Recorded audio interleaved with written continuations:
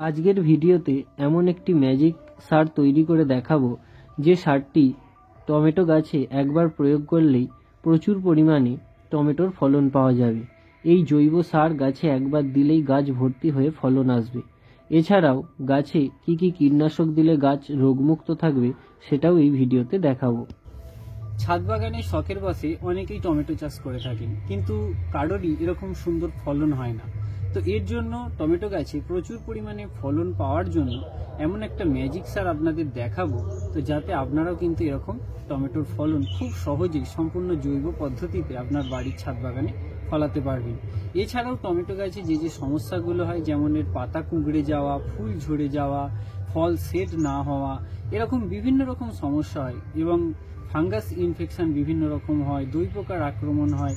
এই সমস্ত কিছুর প্রতিকার আপনারা কিভাবে করবেন একদম সহজ পদ্ধতিতে, সেটাও কিন্তু আপনাদের একদম হাতে ধরে শিখিয়ে দেব। তো চলুন আজকের ভিডিওতে যাওয়া যাক আর দেখে নেওয়া যাক। তো প্রথমে শুরু করি আপনাদের দেখিয়ে যে কিরকম সাইজের টমেটো হয়েছে। দেখুন, সম্পূর্ণ জৈব পদ্ধতিতে এই টমেটো কিন্তু প্রত্যেকটা গাঁটে গাঁটে এরকম টমেটো ধরেছে গাছটার। এইরকম টমেটো কিভাবে আপনারা সহজভাবে করবেন এর ভিডিও আমার আগেও দেওয়া ছিল, এবছর আরও উন্নতভাবে দেখাচ্ছি। আরও কিভাবে কম পরিশ্রমে আরও ভালো ফলন পাওয়া যায় সেটা যেমন বলবো। তো আপনারা দেখুন আমার গাছটায় ঠিক কীরকমভাবে টমেটো হয়েছে। অপূর্ব লাগে এরকম ঠিক যদি গাছে ফলন হয় একটা ছাদ বাগানের গাছে। এবং গাছের পাতা দেখলে আপনাদের দেখাবো যে বুঝতেই পারবেন আপনারা ঠিক কোনো গাছের কিন্তু কোনো রকম কোনো অসুখ নেই, একদম ফ্রেশ পাতা দেখবেন এবং গাছও দেখুন একদম ফ্রেশ, গাছে কোনো রকম কোনো রোগ পোকার আক্রমণ নেই। আর এই তো সবে শুরু, এই ফলন কিন্তু এখন একদম মার্চ মাস অবধি আমার চলতেই থাকবে। তো আপনারা যখন টবে টমেটো করবেন, আমি দেখুন এখানে তিনটে এরকম বাখাড়ি দিয়ে এরকম স্ট্যান্ড মতো বানিয়ে দিয়েছি, গাছটাকে সোজা রেখেছি এবং এর ওপর দিয়ে গাছটাকে কিন্তু ঝুলিয়েছি এই দড়ির ওপর দিয়ে। এতে গাছটা যেমন দেখতেও আমাদের সুন্দর লাগছে, আমরা তো ছাদ বাগানে সৌন্দর্যের জন্য অনেক ক্ষেত্রে গাছ করে থাকি, তো গাছটা যেমন দেখতে সৌন্দর্য লাগছে কিন্তু গাছটা রোগ পোকার আক্রমণ কম হবে এবং গাছটা হবেও খুব ভালো। তাই আপনারাও এই রকম গাছকে সোজাভাবে করে দেবেন। আর একটা করতে পারেন, আপনারা মাচাভাবেও করতে পারেন, ওইভাবেও কিন্তু টমেটো খুব ভালো হবে। তো এবার আসা যাক এর পরিচর্যার ব্যাপারে। তো টমেটো গাছে কিন্তু বিভিন্ন রকম রোগ পোকার আক্রমণ হয়েই থাকে, আর আমরা জানি যে তার মধ্যে পাতা কুঁকড়ে যাওয়া বা মাইটসের আক্রমণ একটা যেমন অন্যতম, দই পোকার আক্রমণ একটা যেমন অন্যতম, ম্যাপ পোকা অনেক সময় দেখবেন এরকম পাতার উপরে মানচিত্রের মতো দাগ হয়ে যায়, এটা ম্যাপ পোকা হয়। তো এক ধরনের পোকা থাকে যারা পাতার মধ্যে লার্ভা ছেড়ে যায়।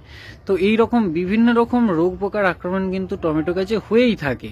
তো তার জন্য আমি যেটা ব্যবহার করি, কাকা ব্যবহার করি, সম্পূর্ণ জৈব কীটনাশক। আপনারা কাকা ব্যবহার করুন, আপনাদেরকেও আমি বলবো যারা ছাদ বাগান করছেন বিশেষ করে। তো এই কাকা 1 লিটার জলে 1.5 ml গুলে আমি কিন্তু স্প্রে করি, 1.5 থেকে 2 ml গুলে স্প্রে করবেন। তার ঠিক 15 দিন পরে যেটা করি সেটা হচ্ছে সুপার সোনাটা 1 লিটার জলে 1 ml বা 1.5 ml গুলে স্প্রে করি। এই দুটো ওষুধের গুণ একটা সবচেয়ে বড়, যেটা যে এরা যেমন গাছের পাতাগুলোকে, গাছকে যেমন রোগ মুক্ত রাখে, তেমনি গাছকে কিন্তু একদম ফ্রেশ রাখে। যে কারণে যখন আপনার গাছের পাতা এবং গাছের হেলথ ভালো থাকবে এবং গাছের কিন্তু তখন ফলনও ভালো হবে। আর এই ওষুধ দুটোর একটা সবচেয়ে বড় গুণ যেটা, এটা যেমন রোগ পোকাকে দূরে রাখে, প্লাস গাছের গ্রোথেও কিন্তু ব্যাপকভাবে সাহায্য করে। তাই এই দুটো ওষুধ আপনারা মাসে 15 দিন অন্তর কিন্তু অবশ্যই গাছে স্প্রে করবেন। এর সঙ্গে রোগমুক্ত রাখার জন্য টবের মাটি থেকে যে গাছ হচ্ছে এই রকম পোর্শনে কোনো শাখা পোশাকা এবং পাতা আপনারা রাখবেন না, এবং টব যতটা সম্ভব আগাছা মুক্ত রাখা যায় সেটাই রাখবেন। দেখুন আমি ওটা রেখেছি। আর একটা জিনিস বলবো, টমেটো গাছ কিন্তু একটু রসালো মাটি পছন্দ করে, সেই দিক থেকে আপনারা কিন্তু একটু রসালো যে মাটিটা, মাটির মধ্যে যেন রস ভালো থাকে সেই দিকটাই কিন্তু, অর্থাৎ আর্দ্রতা সেটা যেন মাটির মধ্যে বজায় থাকে সেই দিকটা কিন্তু অবশ্যই নিশ্চিত করবেন। দেখুন আমি একটা পরিত্যক্ত বালতি, প্লাস্টিকের বালতি, এরকম বালতিতেই গাছটা করেছি। তো এরকম ফেটে যাওয়া বালতি আপনারা ফেলে না দিয়ে তার মধ্যেও কিন্তু খুব সহজেই সবজির গাছগুলো করতে পারেন। এতে যেমন আমাদের বালতিটা কাজে লেগে যাবে, তেমনি পরিবেশের ক্ষেত্রে একটা কিন্তু ভালো জিনিস হয়। তো যাই হোক, যে সারটা আমরা দেব ম্যাজিক সার, সেই সারটা আমরা কি দিচ্ছি দেখুন। প্রথমেই দিচ্ছি ঠিক এই পরিমাণ আমি একদম আমার বাড়িতে তৈরি কম্পোস্ট। আপনারা বাজার থেকে একটু ভালো মানের কম্পোস্ট সার কিন্তু গাছে দেবেন। যেহেতু জৈবভাবে আমরা চাষ করব, তো জৈব সারগুলো অবশ্যই আমাদের কিন্তু ভালো হওয়া দরকার। তো এটা আমি দিলাম। এরপর যে সারটা দেব সেটা হচ্ছে কিন্তু ঠিক এই পরিমাণ শিং কুঁচো বা শিং চাঁচা, এটা আমি কিন্তু গাছেতে দিয়ে দিলাম। এই শিং চাঁচা এবং কম্পোস্ট গোবর সারের মধ্যে যেটা থাকে, এই কম্পোস্টের মধ্যে বিভিন্ন রকম মাইক্রো নিউট্রিয়েন্টগুলো থাকে। এতে যেমন গাছের বিভিন্ন রকম সমস্যাগুলোর সমাধান হয় কম্পোস্ট সারটা ভালো হলে।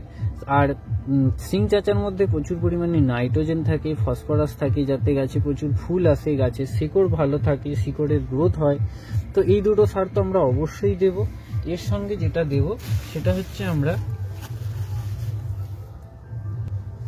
ঠিক এই পরিমাণ নিমখোল দেবো। নিমখোল কিন্তু মাটির মধ্যে যে সমস্ত অপকারী ব্যাকটেরিয়া সেগুলোকে যেমন দূর করে দেবে, তেমনি নিমখোলেও প্রচুর পরিমাণে নাইট্রোজেন থাকে।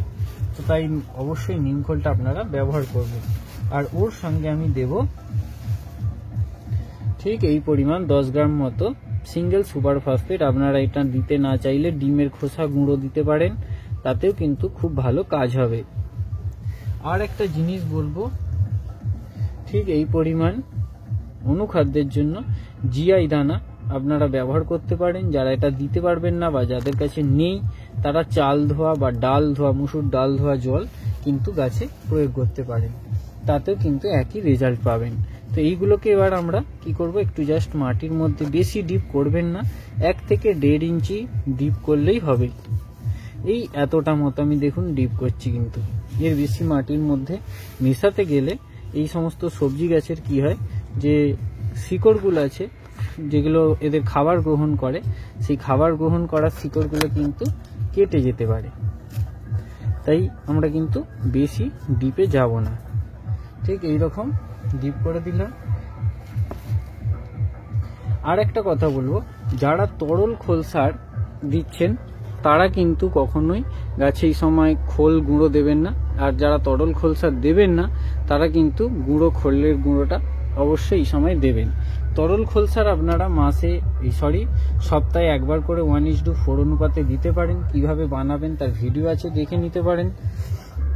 তো এরপর যেটা করতে হবে, সার দেওয়ার পর, যে কোনো সার দেওয়ার পর আপনারা অবশ্যই জল দেবেন গাছে। এতে সারটা কি হবে, দ্রুত ডিকম্পোস্ট হবে। তাই সার দেওয়ার পর অবশ্যই, আমি প্রত্যেক ভিডিওতে বলে থাকি যে সার দেওয়ার পর অবশ্যই জল দেবেন। এই হচ্ছে জৈব সার আপনারা দেবেন। আর যারা রাসায়নিকভাবে করবেন তাদের কথা বলতে গেলে, তাদের আমি বলবো আপনারা এনপিকে 10-26-26 15 দিন অন্তর অন্তর গাছে 20-25টি দানা করে একদম টবের কিনারা ধরে দেবেন। তাতেও কিন্তু আপনারা খুব ভালো রেজাল্ট পাবেন। এছাড়াও যদি গাছের একদম গ্রোথ যদি ঠিকঠাক না হয়, সেক্ষেত্রে আপনারা ডিএপি 6 থেকে 8টি দানা দিতে পারেন, ওতেও কিন্তু খুব ভালো কাজ হবে। তবে ডিএপি এবং এনপিকে 10-26-26 দেওয়ার মধ্যে অবশ্যই যেন 10 থেকে 15 দিনের গ্যাপ থাকে, সেই দিকটা কিন্তু নজর রাখবেন। তো এই ছিল জৈব এবং রাসায়নিক দুটো পদ্ধতিতে আপনাদের বলে দিলাম। এইভাবে আপনারা পরিচর্যা করে টমেটো কিন্তু খুব সহজেই ছাদ বাগানে করতে পারবেন। তো দেখা হবে নেক্সট ভিডিও। সবাই ভালো থাকবেন, সুস্থ থাকবেন। ভিডিওটা ভালো লাগলে লাইক করবেন, কমেন্ট করবেন আর শেয়ার করবেন বন্ধুদের মধ্যে। আর চ্যানেলটিতে নতুন হলে অবশ্যই সাবস্ক্রাইব করে আমাদের পাশে থাকবেন এইরকমই নিত্য নতুন ভিডিও পাওয়ার জন্য। তো দেখা হবে নেক্সট ভিডিও। সবাই ভালো থাকুন, সুস্থ থাকুন। ধন্যবাদ।